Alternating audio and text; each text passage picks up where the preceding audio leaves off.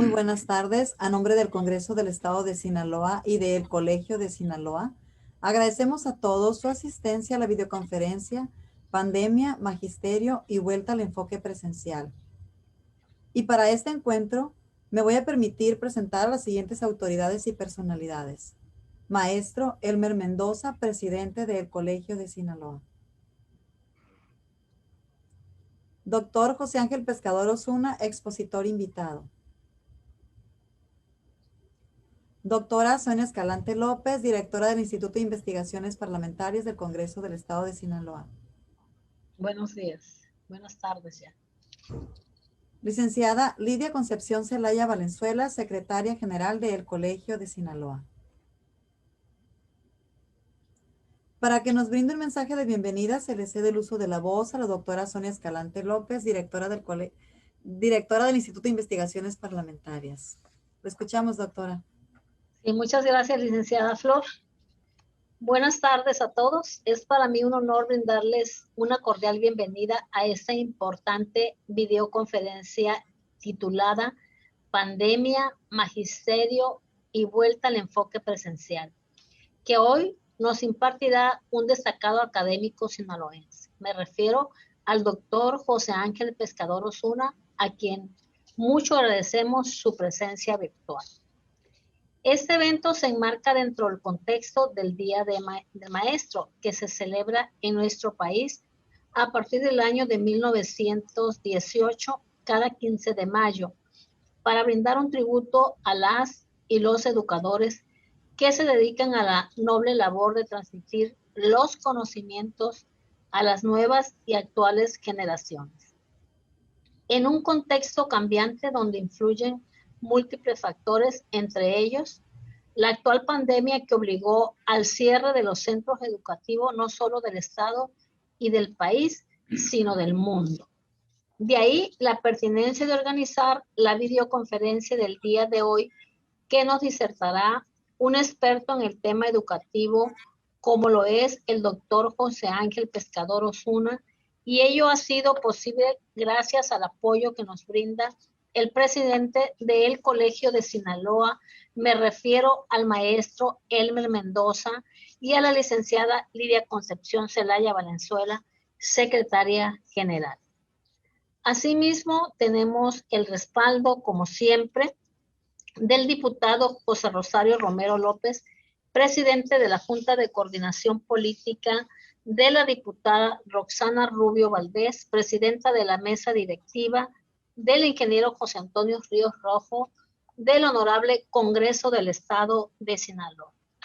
Para continuar con la celebración de eventos de esta naturaleza, con enfoques estrictamente académicos que contribuyen al análisis reflexivo de la actual problemática que aqueja a nuestra nación y a Sinaloa. Por su gentil atención, muchas gracias. Gracias, doctora Escalante. A continuación, compartiremos una breve semblanza de la amplia hoja de vida que tiene el doctor José Ángel Pescador Osuna. Es profesor normalista, titulado por la Escuela Normal de Mazatlán.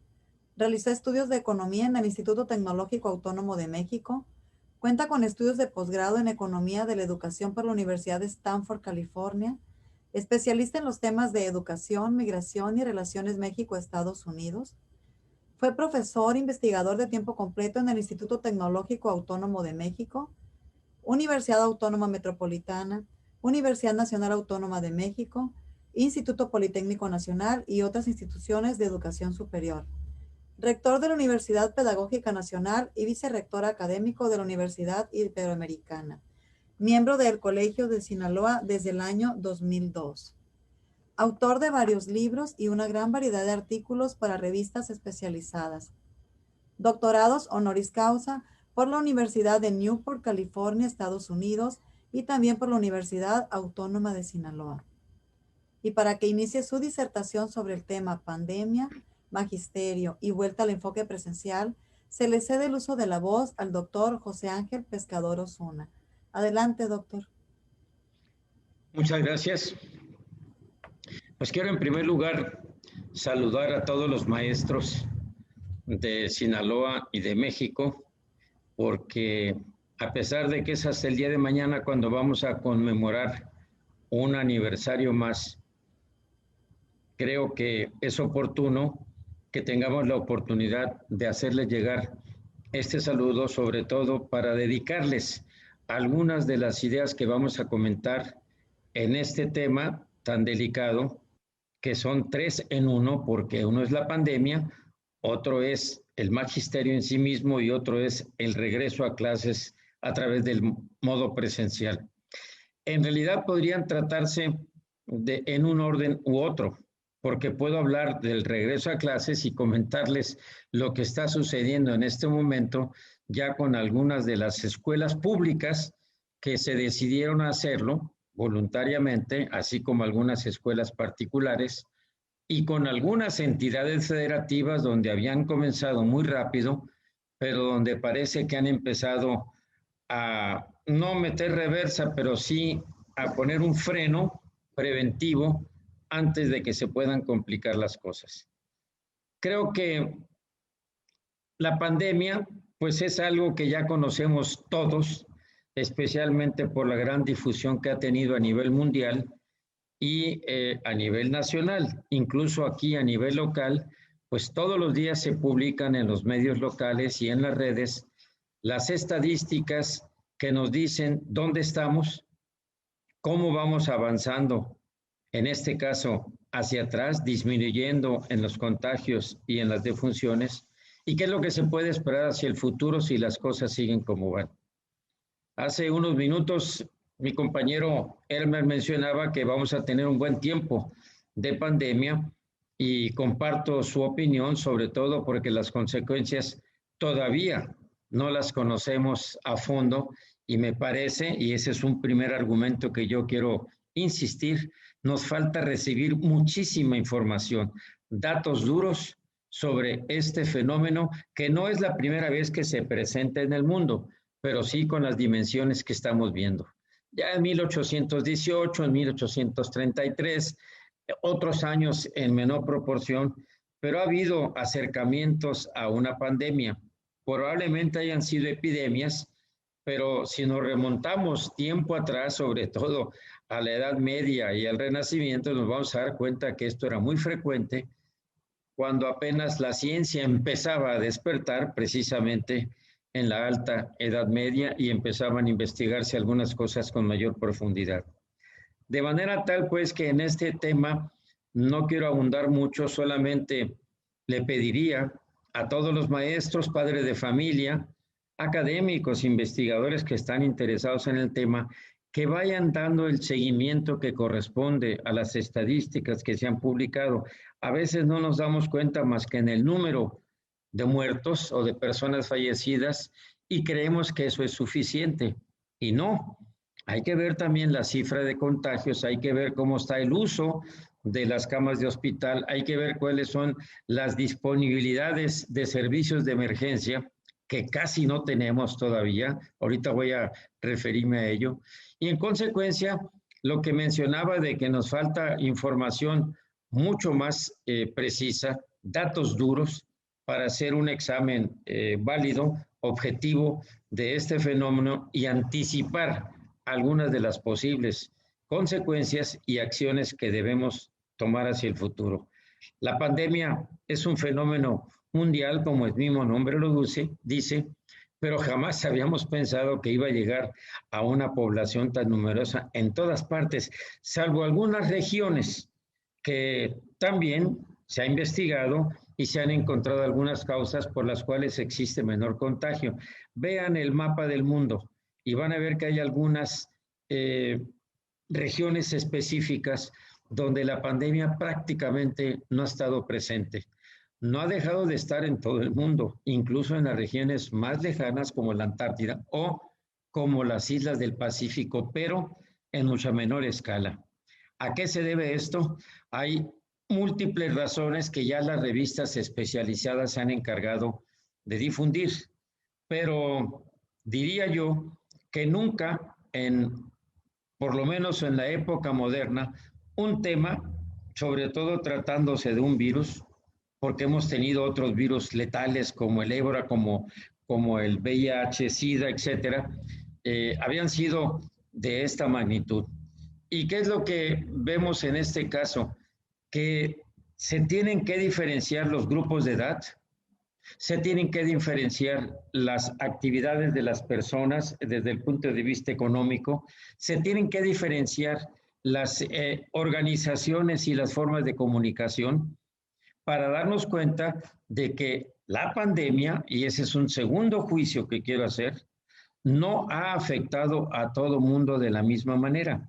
Probablemente el común denominador sea el contagio y los fallecimientos, pero hay en este momento algunas empresas, y hay que decirlo categóricamente, que están resultando mucho más eficientes con el famoso home office, en inglés, el trabajo en el hogar, y donde ya prácticamente el grueso de los trabajadores pues han mantenido durante más de un año en esas condiciones.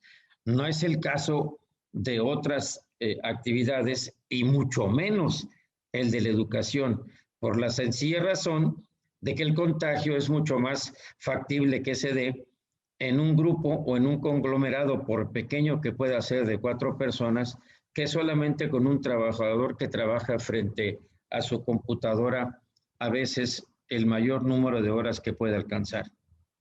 Otro fenómeno que ha caracterizado la pandemia es que nos preocupan las muertes.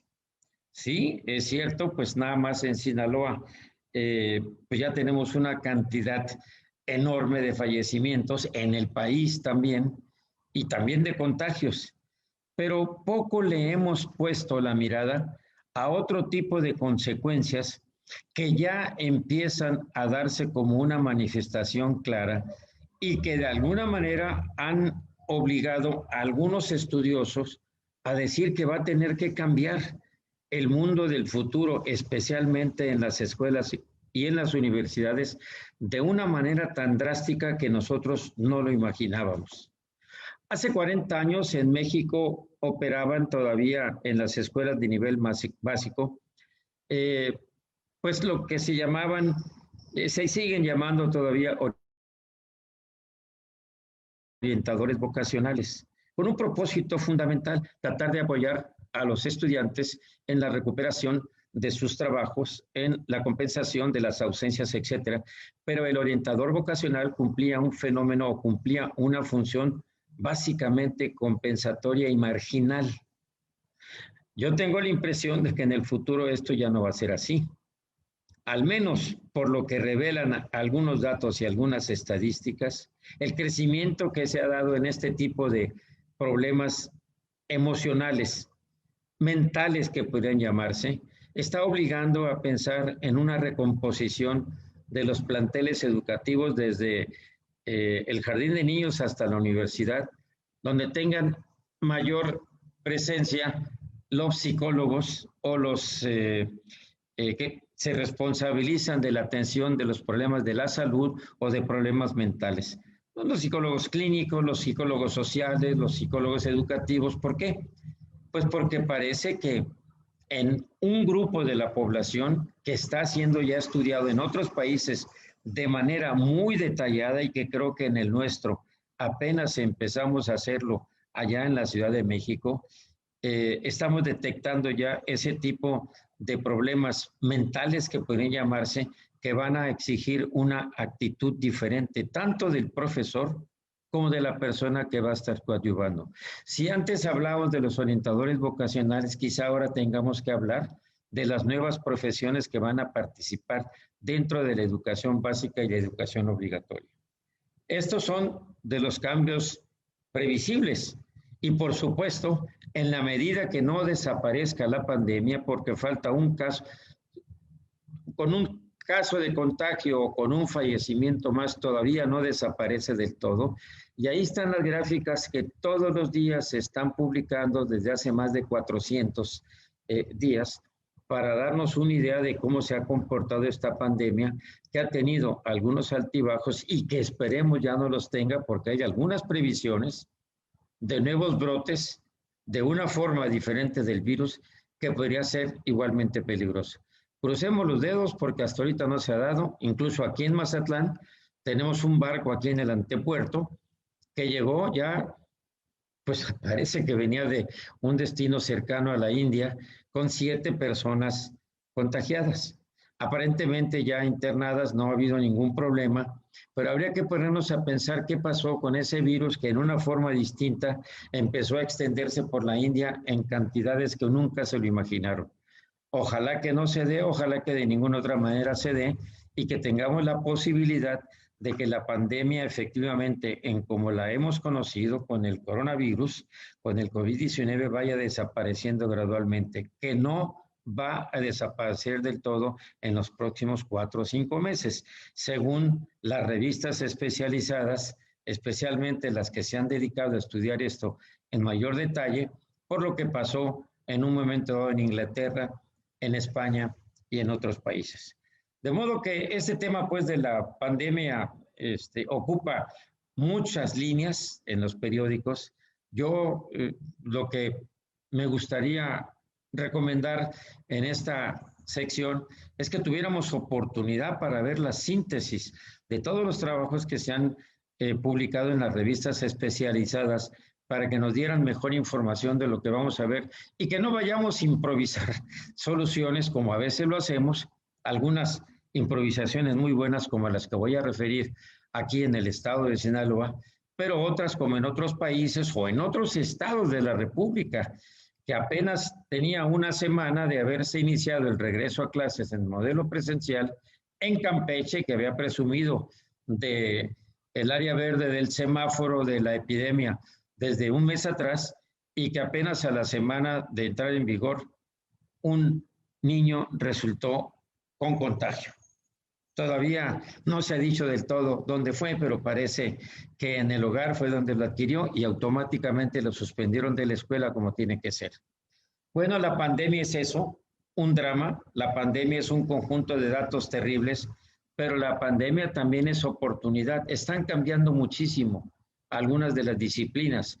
En Estados Unidos, en los programas no solamente de grado, sino en los programas también de diplomado, se están intensificando todos estos cursos para dar información más precisa sobre lo que está pasando. Y ahora que nosotros utilizamos el sistema de edades para vacunar, creo que fue una de las mejores decisiones que pudimos haber tomado. Hay gente que le ha criticado la medida. Hay gente que ha criticado que a los maestros apenas se les empezó a vacunar este lunes y va a terminar el día de hoy, precisamente cuando celebramos el Día del Maestro. Qué bueno, por lo menos aquí con nosotros. Pero hay gentes que dicen, no, es que debieron haber comenzado por eso o deberían haber comenzado con los adolescentes. No, eso sí ya se empezó a estudiar por los científicos, por los epidemiólogos que estudian la multiplicación de la epidemia. Pero lo cierto es que yo considero que fue una magnífica decisión que se tomó para calendarizar por grupos de edades la aplicación de la vacuna. ¿Fue sencilla o fue a doble como la CanSino, o sencillas como la Pfizer y como la AstraZeneca, o la Moderna en Estados Unidos? Ejemplo de que se puede lograr pues prácticamente vacunar a toda la población en muy corto plazo, como lo van a hacer en las próximas 4 semanas. Cosas que se han aprendido de la pandemia y qué ha pasado con los profesores. Les voy a suplicar, por favor, que si me recuerdan, porque me dieron 1 hora, entonces que me levanten el dedo, porque yo puedo seguir hablando todo el tiempo del mundo, pero voy a procurarme ajustar al tiempo. Entonces... Doctor, disculpe. Sí. ¿En qué momento desea que se empiece a proyectar su presentación? Yo les voy a indicar. Yo les voy a indicar. Sí, porque ahorita voy para eso. Sí, gracias. Es que voy a hacer un recordatorio del pasado. Fíjense lo que voy a hacer. Voy a hacer un reconocimiento muy importante al secretario de Educación Pública anterior, Esteban Moctezuma Barragán. A él, precisamente. Es una persona que conocemos de mucho tiempo los sinaloenses, pero que creo que tomó en su momento magníficas decisiones. Aquí también tenemos un gran secretario de Educación, que es el doctor Juan Alfonso Mejía, ambos muy calificados, pero voy a mostrar estas primeras 2 láminas, si gustan, que las tienen ahí. Una se llama los 3 filtros para evitar los contagios y otro se llama, dice Esteban Moctezuma, las normas de limpieza y la sana. Ahí está. Fíjese, ¿por qué digo que Esteban no fue afortunado, no fue la suerte? Estaba rodeado de gente que tenía las competencias necesarias para decir, esto lo estoy poniendo aquí sin la fecha, 20 de marzo del año 2020. Ustedes recordarán cuando comenzó la pandemia. Prácticamente en esos días se estaba anunciando, una semana antes. Bueno, y ya se decía, obligatorio que las instituciones deban cumplir con esta nueva normalidad. La casa, la escuela y el salón de clases. La casa es el hogar, la escuela pues, es obviamente la institución y el salón porque es donde está la maestra y el maestro. Desde entonces se dijo. A lo mejor no fue muy atendido porque se hablaba de una nueva normalidad apenas en marzo del 2020, pues era muy poco tiempo. Pero la siguiente lámina, si la pueden pasar por favor, ahí vienen los 10 puntos de esa nueva normalidad. Si les pido yo a ustedes que comparen esto con lo que actualmente se está haciendo, se van a dar cuenta que no hay una gran diferencia. Y que al contrario, hay cosas que ni siquiera se contemplaban con la importancia que ahora tienen, como esto de circular en un solo sentido, como garantizar permanentemente el agua, el jabón y el gel en todas las escuelas, algo que estamos muy difícil, casi difícil de lograr en las próximas semanas. Por eso creo que el anuncio del gobernador, pues a lo mejor porque él quería de alguna manera que Sinaloa quedara en alto frente al presidente de la República, que ya íbamos a iniciar. Yo diría que habría que irnos con cuidado, ese es mi argumento en la tercera parte, con mucho cuidado, además con mucha opinión de los profesores, pero fíjense el punto 4 que el propio presidente de la República a veces no respetaba, uso de cubrebocas y pañuelos de manera obligatoria, hasta que se contagió el presidente, se contagiaron la mitad del gabinete, se contagió el propio responsable, nos dimos cuenta que por ahí podría venir una parte muy importante, además de la sana distancia. Y lo demás, bueno, ustedes ya saben que son las normas que han existido. ¿Por qué lo reitero y por qué dije que reconozco muy bien a nuestro exsecretario? Miren, porque aquí es un documento, no sé si lo alcancen a ver, creo que sí, lo tengo aquí a la mano, en la pantalla, dice, estrategias de reapertura de escuelas durante COVID-19, abajo el título, ahí está.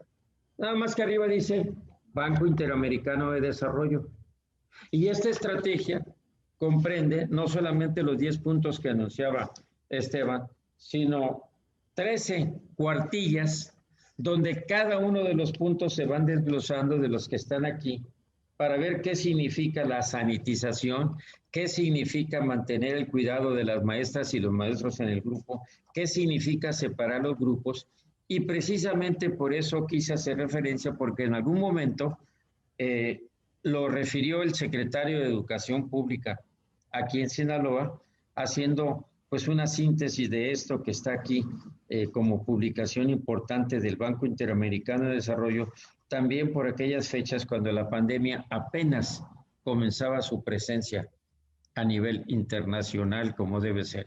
Bueno, pues esto nos da mucho que decir porque nunca, al menos nunca vi a Esteban yo hablar en público, hablar en algunas ceremonias sin usar el cubrebocas.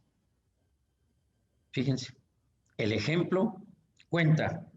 Y yo eso quiero recordarlo porque, pues si a lo mejor no todo el mundo lo obedeció, especialmente quienes van a los festejos, a los rodeos, a los jaripeos, etcétera, pues no cumplen con esa disposición, y esa disposición fue lo que en un momento permitió la multiplicación del virus tan rápidamente en algunos meses como los de abril, especialmente julio del año pasado, que todavía estuvo por un par de meses hasta que empezó a disminuir, como lo muestran las estadísticas. Entonces, las ceremonias ahora empiezan a normalizarse, pero volveré al punto sobre el regreso a clases.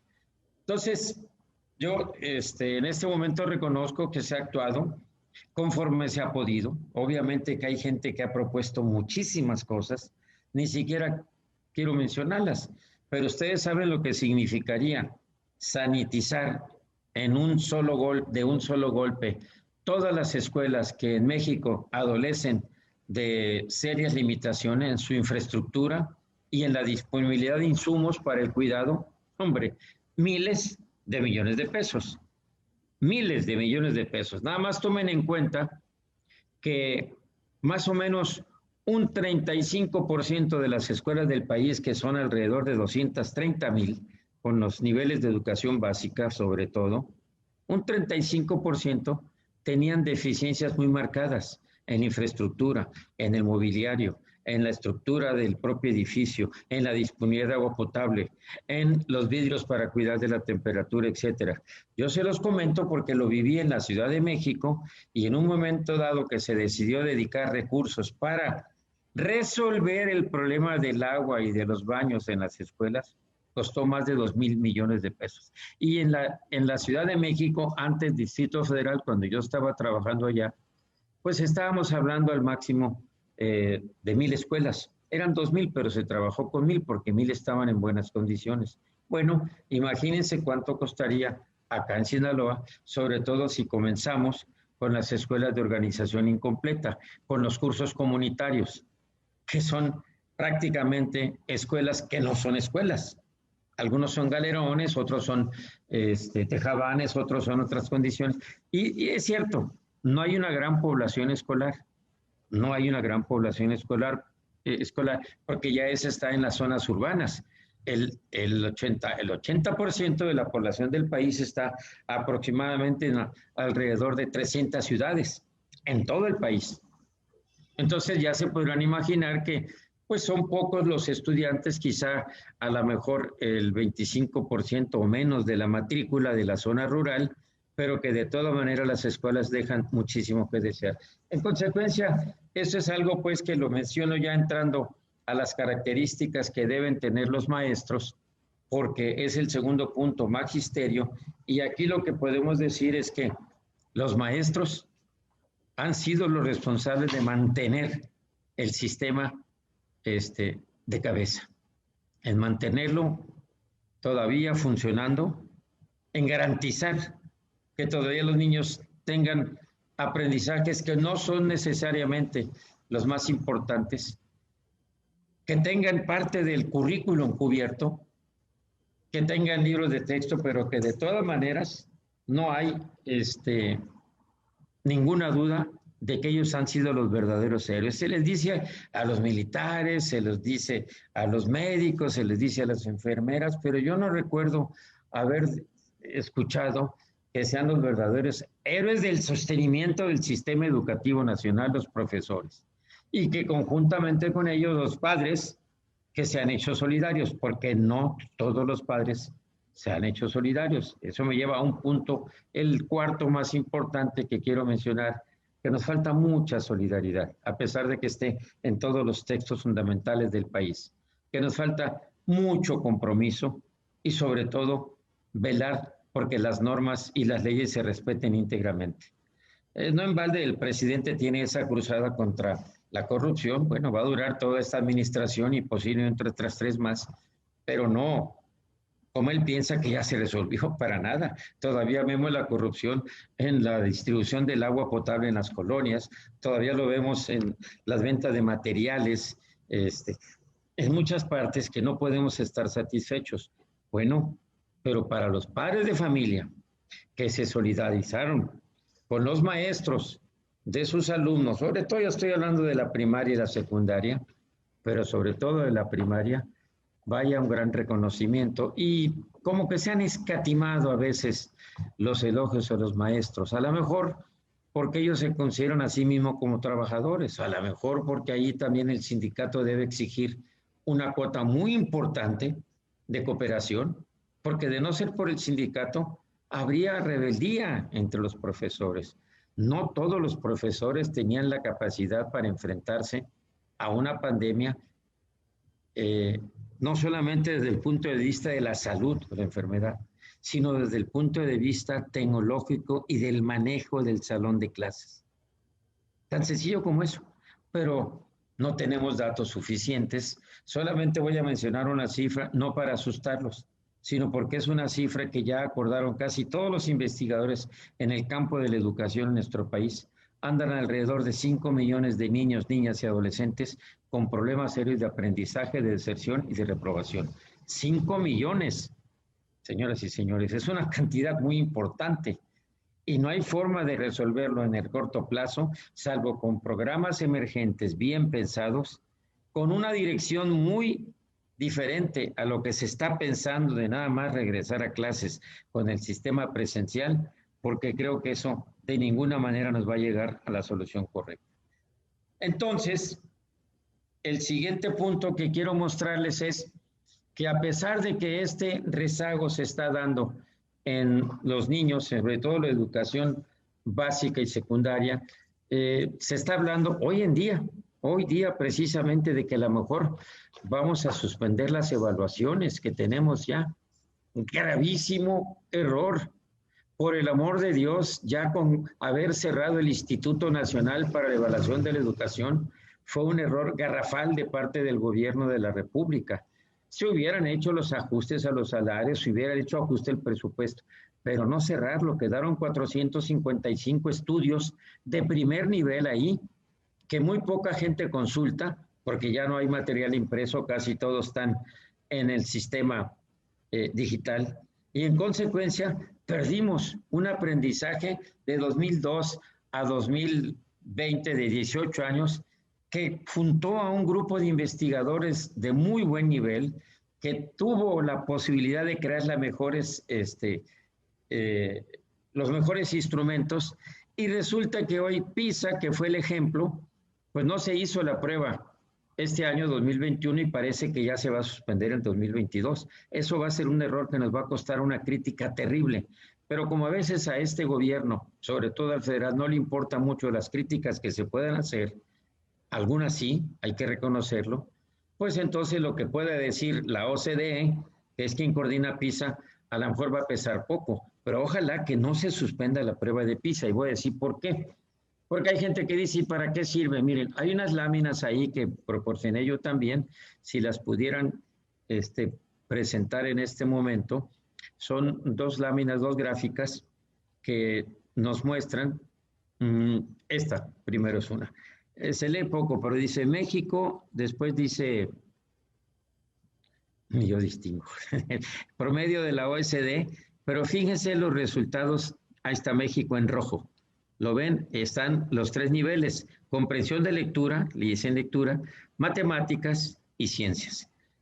Ahorita vamos a ver algo más interesante, porque esto es la prueba del 2018. Y ya en el 2018, pues ustedes se fijan, ay, perdón, se me movió la anterior, por favor, esta. Estábamos muy por debajo del promedio, y son 50 y tantos países los que participan. Pero fíjense la diferencia tan enorme en el caso de matemáticas y de ciencias. Es realmente preocupante. Ahora, ¿esto es para decir qué mal estamos? No, por favor, no. Porque lo que hay que decir, qué bueno que tengamos este instrumento, qué bueno que lo tienen 50 países. Seríamos el único país de América Latina si no aceptamos la prueba PISA para el año próximo, independientemente de lo que se diga. Pero a veces, pues a los profesores, a los grupos disidentes, que ven los exámenes también como la posibilidad de aplicar exámenes a los profesores, tanto que se criticó, y ustedes deberían imaginarse el bien enorme que le hizo a este país que se hayan aplicado los exámenes de admisión, de promoción, reconocimiento para los profesores cuando se estableció la ley del servicio profesional docente, también desaparecida, porque fue sustituida por una Comisión Nacional para la Mejora de las Maestras y los Maestros de México, con una institución que luego fue Mejoredu, la Comisión para Mejorar la Educación, que ha tenido algunos resultados, pero muy, muy limitados. La siguiente lámina es más interesante. Si la pueden, miren ustedes, aquí se ve cómo ha evolucionado, cuáles son las tendencias en lectura, matemáticas y ciencias. Fíjense lo que pasó con lectura. Es lógico, y aquí va un reconocimiento para mi amigo Elmer, que tanto ha promovido la lectura, que se mantuvo desde el 2000 hasta el 2015 y el 18, que fue cuando empezó a disminuir en lectura. Pero vean matemáticas, llegamos a un límite, y vean ciencias, donde estamos estancados desde hace tiempo. Este es lo importante de las pruebas, y sobre todo cuando tienen este carácter internacional, cuando tienen esta seriedad. Prácticamente no avanzamos.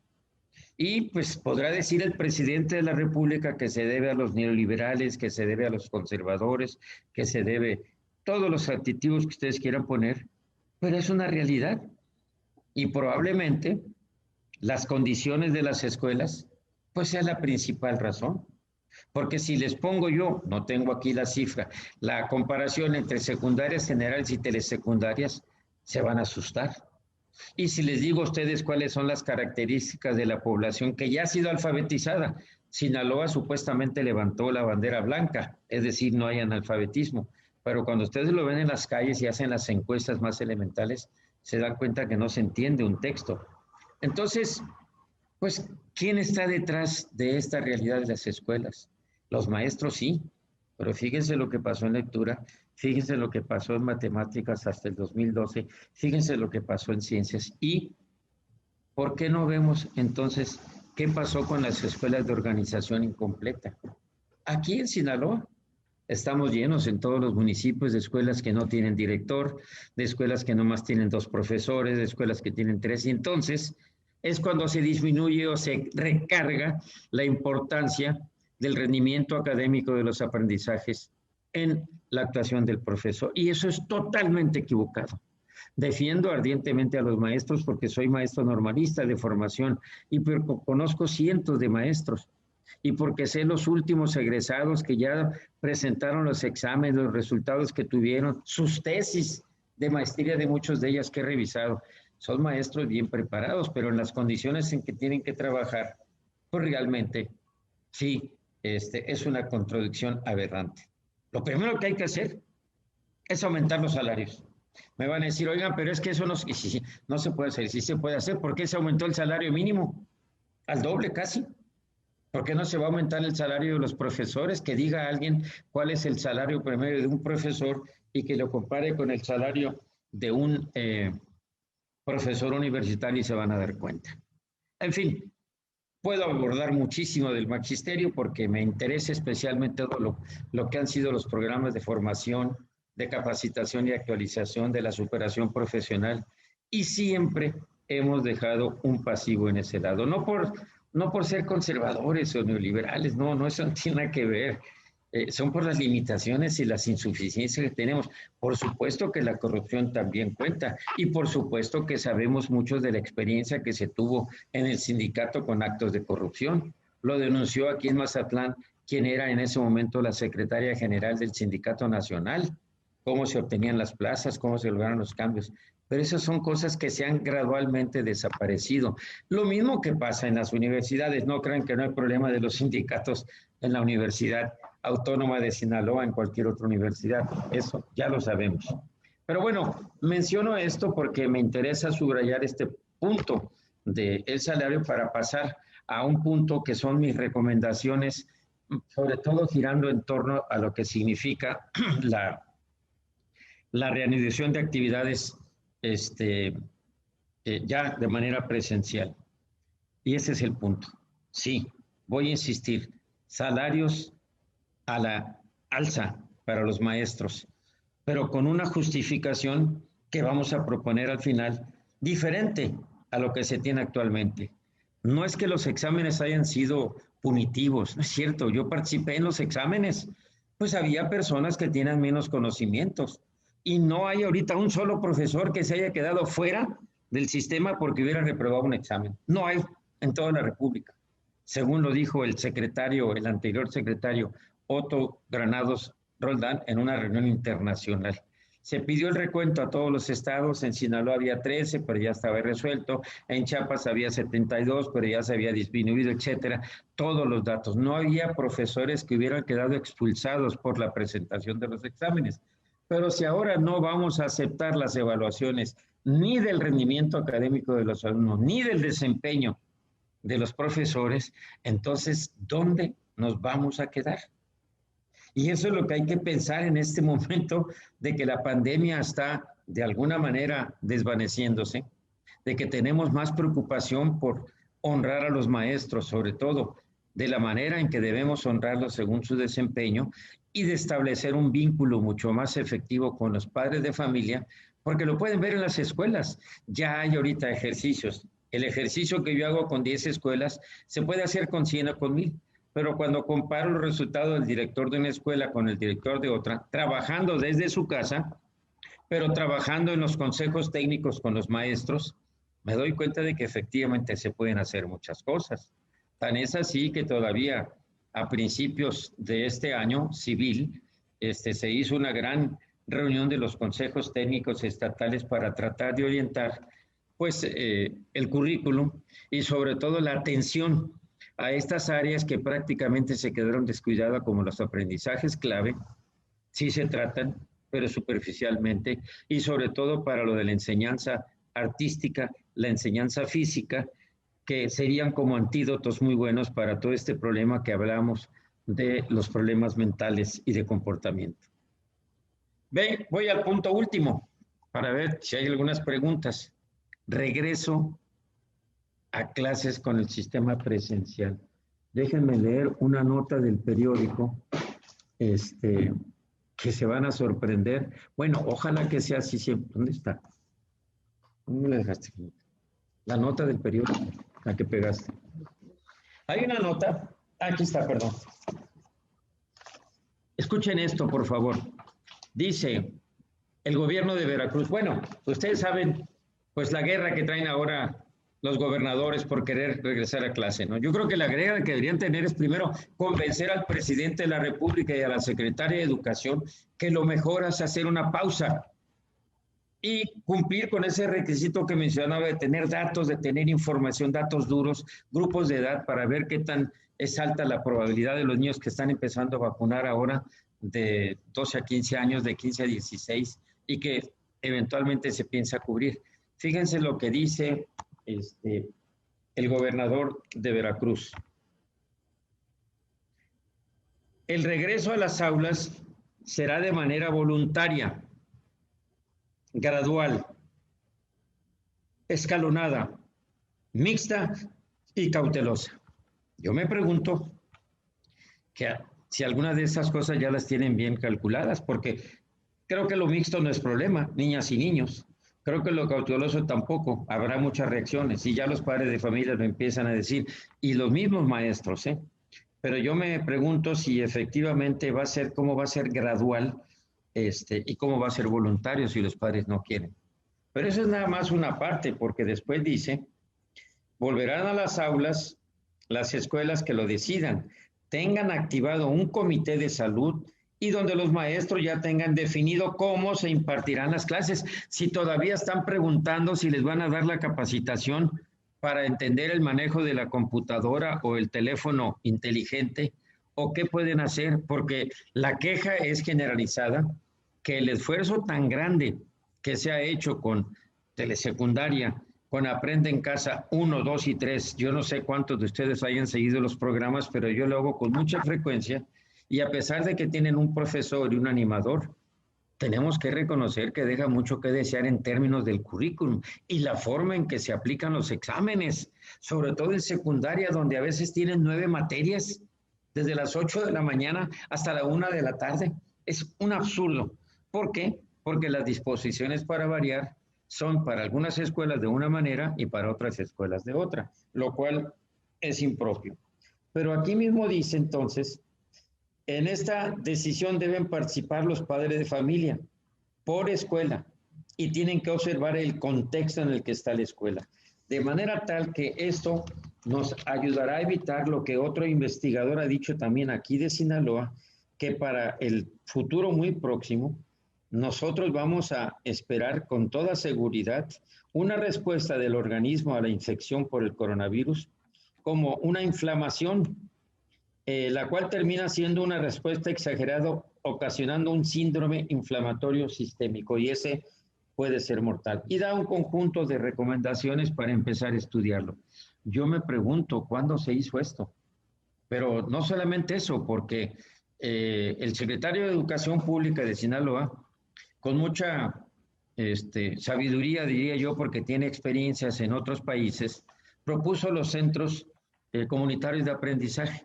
¿Saben qué? Muy bueno, porque es para atender a los niños que desertaron, es para atender a los niños que están en riesgo de reprobación, es para atender a niñas y niños que tienen problemas de lectura o que no los localizan los profesores. Y lo primero que han dicho los profesores, no los localizamos, ya se fueron. ¿Dónde los vamos a encontrar? De manera tal que es un poco complicado admitir que estos centros comunitarios de aprendizaje, que van a ser, si mal no recuerdo, uno por escuela, con tiempo limitado, con horarios escalonados, con grupos de 9 estudiantes y con una serie de condiciones, puedan ser el problema para regresar a clase. ¿Por qué mejor no esperarse un poco? ¿Por qué no decir, vamos a hacer una reflexión en este momento colegiada? Sindicato, diputados locales, autoridades educativas, todo sobre qué es lo que conviene, qué alcanza con los recursos que tenemos, porque la verdad, pues Aprende en Casa 1, 2 y 3 es maravilloso. No hay presupuesto, al contrario, hay menos presupuesto, pero para atender las escuelas de las zonas rurales prácticamente va a ser imposible. ¿Y saben a dónde me lleva esto? A esta quinta idea que quiero comentar con usted. Estamos generando más desigualdad. Si ya de por sí reconocemos a la desigualdad como un punto de partida para los resultados desiguales que tenemos en esta cosa, de los resultados, bueno, pues entonces razón de más para preocuparnos porque estamos generando más desigualdad. Y se nota ya, esa cifra que yo mencioné, es una cifra que comparten autoridades de la Secretaría. 5 millones de niños que andan bailando, que no van a la escuela, que ya se salieron, que no tienen televisión, que no tienen teléfono inteligente, que no tienen computadora. Nada más al comenzar la pandemia había un 40% de la población que no tenía conectividad o computadora. El problema de la conectividad no se ha resuelto, ni es un problema sencillo, es un problema sumamente complejo que tiene tratándose varios años. En consecuencia, ¿a dónde vamos a llegar? Por eso yo insisto, no hay que regresar repentinamente a clases, hay que hacerlo, como se dice en Sinaloa, vamos a estos centros comunitarios, vamos a ver cuántos niños van, vamos a ver cuántos localizamos, porque para localizar a un niño que ya se salió de la escuela, o para convencer al padre de familia que regrese a su hijo a la escuela va a ser sumamente complicado, y no lo hemos argumentado de una manera muy sólida. Ese es el asunto. Por eso yo quería terminar con las últimas láminas, si me permiten pasarlas, por favor. Estas son los de los resultados. Esta es la de, bueno, esto es algo de la evaluación de los maestros. Hemos tenido acciones, pero miren, yo creo, hay un anterior, por favor. Estos son factores, Estamos acostumbrados a hacer mediciones del rendimiento o desempeño de los profesores. Insisto, hay en algunos estados, en algunas áreas, muy buenos resultados. En alguna ocasión, algunos investigadores hicieron comparaciones entre los niños de sexto año, equivalente en Estados Unidos, y nos dimos cuenta de que efectivamente no había gran diferencia en las buenas escuelas.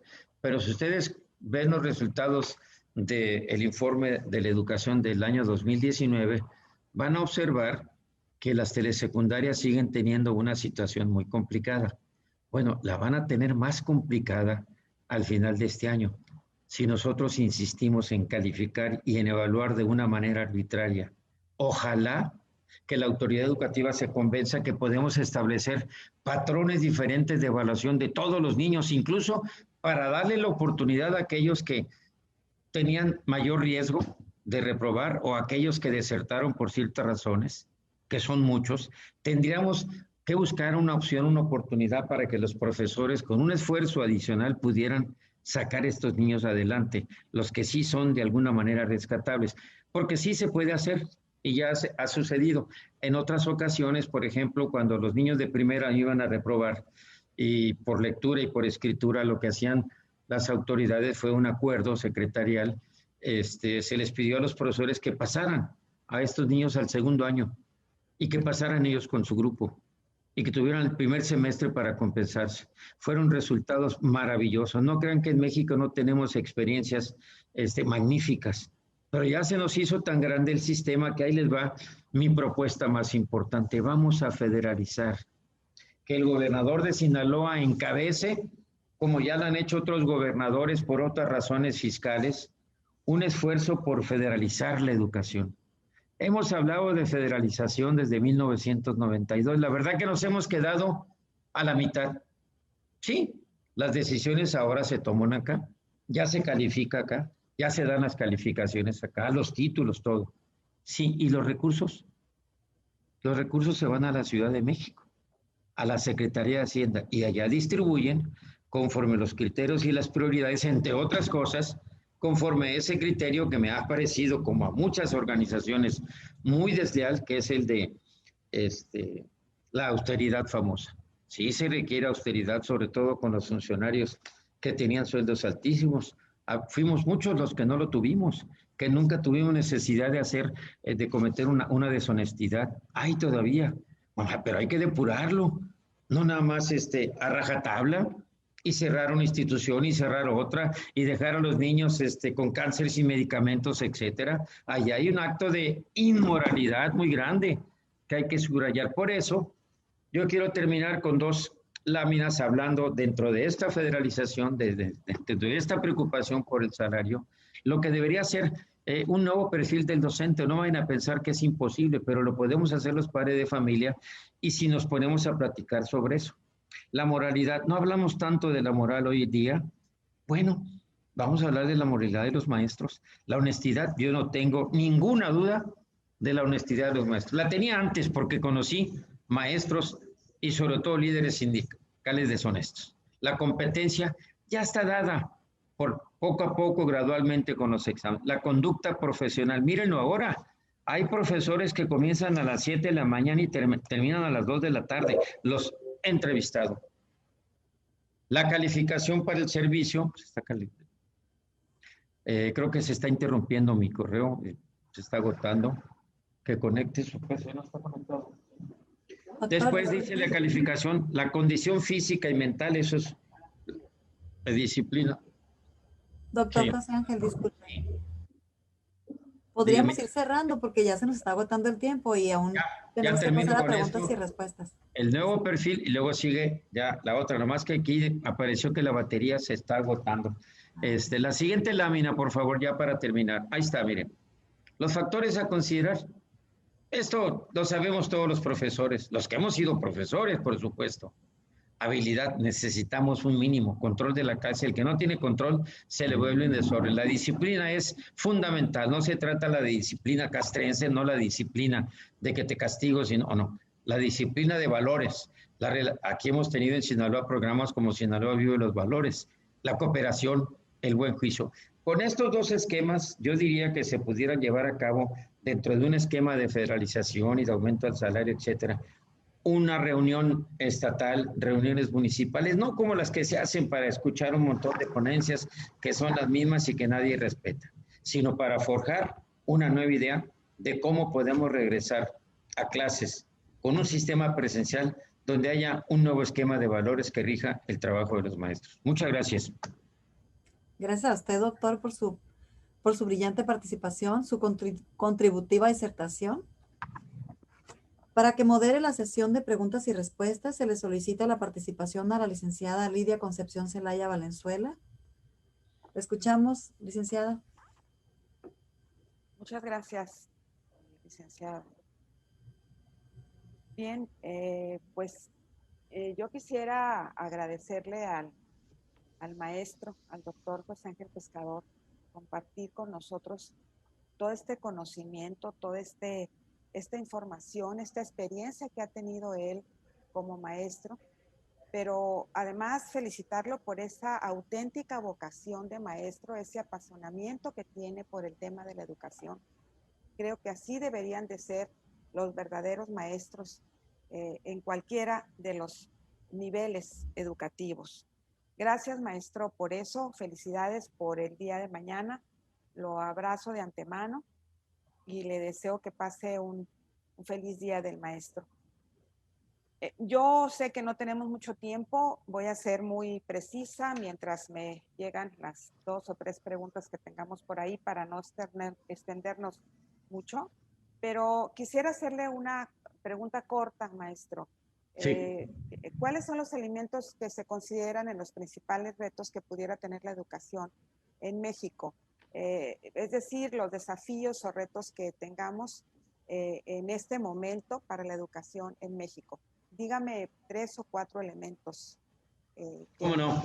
Mire, rápidamente se los digo porque se ha estudiado mucho por diferentes grupos. El primero de ellos es efectivamente la profesionalización de los maestros.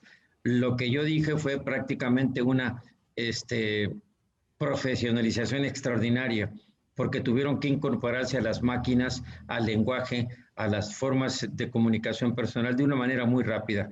Segundo, bueno, ese es en la actual circunstancia, pero las condiciones de las escuelas, licenciada Celaya, la verdad es que dejan mucho que desear. Todavía hay tejabanes, todavía aquí en el municipio de Mazatlán y en otros cercanos, pero si usted se acerca a los telebachilleratos en las zonas rurales, la infraestructura es muy limitada.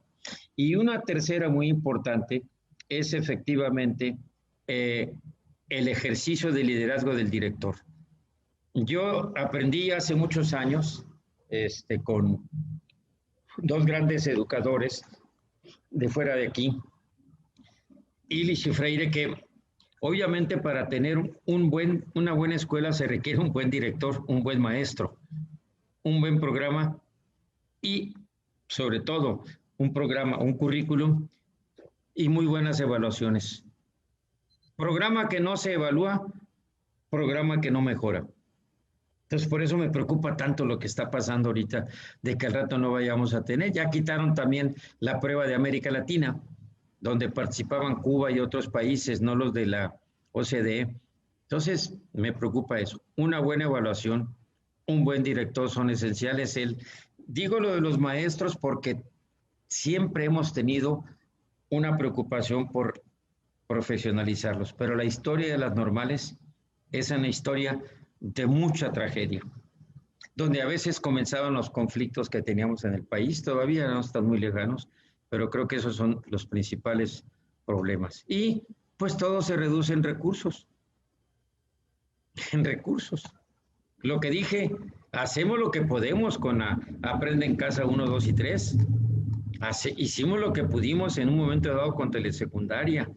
Hacemos lo que podemos de alguna manera con la universidad abierta. Pero bueno, yo creo que a veces tomamos decisiones muy precipitadas como crear 100 escuelas, 100 universidades, cuando todavía le faltan tantos recursos a las universidades, a la propia Universidad Autónoma de Sinaloa y la Universidad Autónoma de Occidente. Gracias. Segunda. Sí, gracias, maestro. Quiero leerle 2 participaciones que tengo aquí a la vista de Carlos Eduardo Aceves.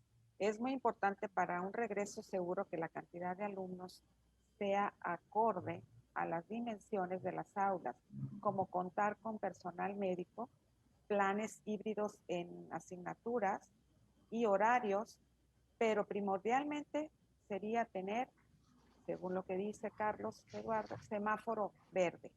Esa es la opinión de él. ¿Está de acuerdo? Totalmente de acuerdo. Mire, le voy a leer aquí, yo tengo un texto mucho más largo ese que les leía, nada más para que vea de los aspectos sanitarios. No lo pude ya lámina porque es mucho texto, pero nada más en ese sentido, asegurar el distanciamiento social, reapertura gradual o escalonada de los centros educativos, lo que les leía de Veracruz, escalonar los horarios de llegada y de salida de la escuela, aumentar el espacio entre escritorios, cancelar actividades y clases grupales, evitar juntar estudiantes en áreas comunes, restringir el aglutinamiento en los pasillos y baños, disminuir el número de niños que usan al mismo tiempo el transporte escolar, cuando hay, reducir el congestionamiento en las oficinas de salud, organizar la distribución de los programas de alimentación, limitar cuando hay desayunos escolares, limitar las visitas no esenciales y educar al personal, a los estudiantes y a sus familias. Eso nada más es un punto, ahí le va. Mantener las escuelas limpias y desinfectadas. Limpiar, son 10 puntos de estos, o sea que no terminaríamos nunca. Limpiar y desinfectar profundamente los centros educativos antes del retorno. Obviamente que en México ya sabemos, y le agradezco al maestro, que tiene que estar el semáforo en color verde. Sí, es cierto. Intensificar la limpieza y desinfectación rutinaria, aumentar la cantidad de personal de limpieza disponible en las escuelas, no se autorizan los conserjes, usar ventilación natural o equipos de aire acondicionado que inyecten aire al exterior, establecer un protocolo en el caso que se detecte un caso de COVID positivo en la comunidad. Luego sigue otro tema que dice asegurar acceso a sitios de lavado de manos. Vayan a ver algunas de las escuelas, incluso bachilleratos que teníamos ahí alrededor del colegio, cuando íbamos a aplicar algunos exámenes. Verificar las condiciones iniciales de infraestructura y habilitación para el reinicio de las clases en particular. Mapear el acceso a lavamanos en las escuelas. Realizar el acondicionamiento de la infraestructura para asegurar condiciones mínimas de saneamiento en la escuela, en especial para el lavado de manos. Contar con agua suficiente, nomás imagínense ahorita con la sequía, que permita el lavado de las manos, acceso a jabón permanente para lavarse las manos. Estas nada más son algunas, pero para esto hay otras cuestiones, y entonces ese es el que tenemos que dominar nosotros, ni modo. Si no hay jabón suficiente, pues no comienzan las clases. Ahora, el maestro dijo algo muy importante, tienen que ser grupos limitados, sí, en eso todo el mundo está de acuerdo. Hay que limitar los grupos, de hecho están proponiendo tenerlos terciados. Algunos alumnos irían lunes, miércoles y viernes, otros irían martes y jueves. También están proponiendo que se turnen y que cuando haya algún riesgo, inmediatamente se cancele esa sesión. Por eso digo, la verdad es que no conocemos a fondo todavía toda esta información y debería generalizarse. No, por eso le hice el reconocimiento a Esteban. Esteban lo dijo desde un principio. Oigan, si no hay agua, si no hay jabón suficiente, y yo lo viví en la Ciudad de México, créamelo, hace muchos años, es cierto, pero no había agua en las escuelas. Yo me imagino ahorita en la delegación Cuauhtémoc, Iztapalapa, lo que está pasando, donde no va a haber agua durante una semana. Entonces, ¿cómo van a regresar? ¿Cómo piensa todavía la jefa de gobierno que puede reanudar las actividades presenciales? Bueno, pues porque quiere decirlo igual que lo dijo Veracruz, Campeche, Yucatán, Sonora, Coahuila, etcétera. Que se detengan un poquito. No se trata de quedar bien con el presidente de la República, se trata de quedar bien con los niños, las niñas, los adolescentes y los jóvenes, pero sobre todo respetar la opinión de los profesores, de los maestros y de los padres de familia. Ahora hay padres de familia que dicen, ya no aguanto a mi hijo en la casa. Bueno, debe tener un poquito más de vocación como padre, si no, ¿para qué lo hizo? Y sobre todo los que tienen 3 y 4 hijos. Hay situaciones que deben, obviamente, cambiar, son culturales, no las podemos cambiar de la noche a la mañana. Me preguntaba a mí mi esposa, ¿cuánto tiempo crees que pueda tomar e integrar un sistema de esta naturaleza? ¿Completo así? Para las zonas urbanas, 2 años. Pero véalo aquí, aquí en Mazatlán, en Culiacán, todavía siguen apareciendo muertos, todavía siguen apareciendo contagios. Uno que ande por ahí suelto, va a pasar lo que mucha gente se imagina. Muy bien, maestro. Muy bien, muchas gracias. También tenemos una felicitación de Alma Rebeca Romero. Ella lo felicita por su excelente disertación. Muchas gracias. Y también tenemos la participación de Ignacio CG, la abreviatura nada más. ¿Cuál considera que es el obstáculo principal para lograr al 100% la federalización? El gobierno federal. Qué bueno que me preguntaron eso. Desde hace muchos años. Ustedes saben que nosotros ya éramos un sistema federal, pues así estuvo establecido desde el siglo XIX. Pero cuando llegó Vasconcelos, dentro de los aciertos que tuvo para algunos y a lo mejor no tan cierto, no tan certidumbre para otros, es que centralizó toda la educación. La Secretaría de Educación Pública se crea en 1921. Vamos a conmemorar un centenario de la SEP y un centenario donde todo se decide acá. Hay muchas cosas que ya se fueron descentralizando, lo que yo siempre he querido en México. A veces algunas decisiones toman tiempo, se van adaptando gradualmente, etcétera, pero la verdad es que desde que se centralizó, pues ahí está todavía en la Ley General de Educación, planes y programas de estudio y calendario escolar solamente modificado en ciertas partes. Las evaluaciones, dos cosas fundamentales. Y pues ahora resulta que desaparecen otros procedimientos que tenían que ver con la gestión, en los que se había avanzado. Si bien es cierto que se avanzó con corrupción, lo acepto, pues ha habido corrupción, no porque todo, habemos muchos que no somos corruptos, pero de todas maneras, pues sí, había algunos que sí, ahí están las fortunas. ¿Y por qué no empiezan mejor a identificar todas las fortunas que hay por ahí rondando por el país? Algunas son muy legítimas, empresas, trabajadores, salarios, utilidades, pero hay otras que no son tan legítimas ni tan limpias. Por eso yo el primer punto que puse en esa nueva forma que vamos a utilizar para ver a los maestros es la moralidad. Yo no tengo ninguna duda, lo dije y lo vuelvo a repetir, de la conducta ética y moral de los profesores. Pero no dejo de reconocer que por ahí debe haber un arroz prietito dentro de la sopa completa. Entonces, ¿cuál es la resistencia mayor? El gobierno federal. Mire, déjeme decirle, porque hace poco tuvimos una presentación aquí también por parte del colegio. Les interesaría muchísimo al Congreso revisar los datos que presentamos sobre cómo se captan los recursos y cómo se distribuyen. La ley de coordinación fiscal, ahí está, se tiene que modificar esa ley para que haya más recursos. Eso se ha peleado desde hace muchos años, pero recuerdo un gobernador que puso especial énfasis en eso, que fue Ernesto Rufo Apel cuando llegó a la gobernatura de Baja California. Llegó y venía a pelear porque, oye, pagamos mucho de impuestos, sin embargo nos da muy poco, sí, porque de toda la recaudación fiscal, usted debe saber aquí en Sinaloa se cobra el impuesto al valor agregado y el impuesto sobre la renta. Tanto para empresas como para personas. Bueno, son los impuestos más importantes. Esos los recibe y se van a la Secretaría de Hacienda y Crédito Público. Son de manejo federal. Y el gobierno federal los distribuye de acuerdo con las fórmulas que están en esa ley. Más o menos se ha modificado, pero queda un 20% de cada peso que se recibe allá, 20 para los estados. Para todos los estados. Entonces hay una razón, una razón de injusticia total. Lo han dicho los gobernadores.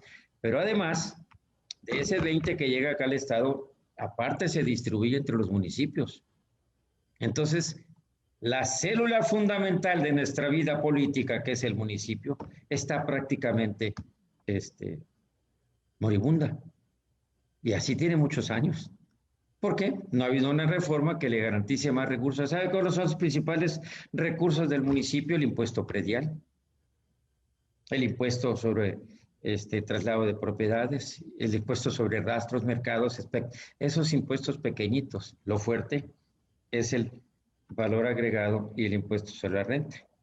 Y el impuesto del valor agregado, pues resulta que con procedimientos cada vez más ágiles se les regresa a las empresas mucho más rápido que cualquier otra forma, y hay empresas que, pues, 4 o 5 empresas importantísimas se llevan el impuesto que pagaron todos los demás contribuyentes por comprar sus mercancías.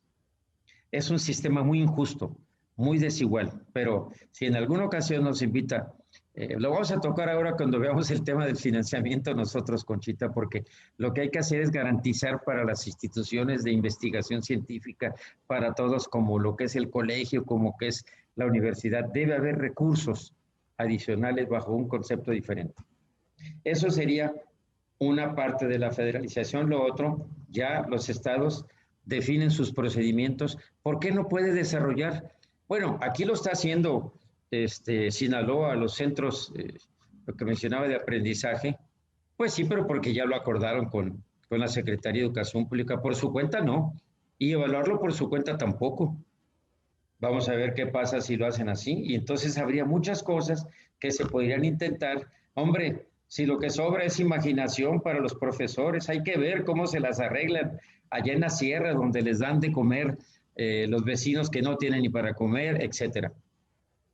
Gracias, maestro. Pues le agradezco todas el tiempo.